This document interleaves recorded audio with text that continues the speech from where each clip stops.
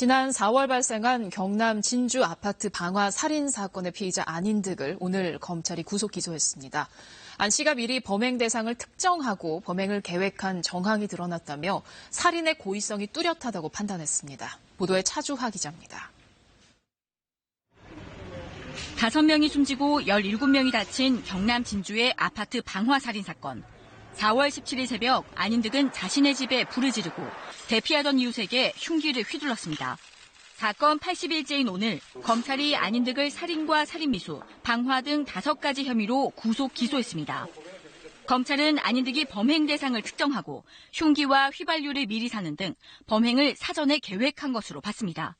안인득은 검찰 진술 과정에서 우리 집에 벌레를 뿌린다, 이웃인 친형의 친구가 괴롭힘 당하는 나를 돕지 않았다며 윗집 등 이웃 3가구에게 망상에서 비롯된 원한 감정을 드러낸 것으로 확인됐습니다. 실제로 특정된 이웃에서 피해자가 많았고 안인득이 몰랐던 일부 주민은 마주치고도 공격당하지 않은 것으로 확인됐습니다. 안인득은 범행 이후 지난 5월 초 국립법무병원에 인계돼 지난 3일까지 정신감정을 받았습니다. 정신감정에서 조현병과 피해망상, 충동조절 저하 증상을 보였고 범행 당시에 사물 변별 능력과 의사결정 능력이 떨어졌을 것으로 추정된다는 소견이 나왔습니다. 검찰은 이런 감정 소견을 참작하면서도 살인의 고의성과 계획성이 뚜렷한 것으로 봤습니다.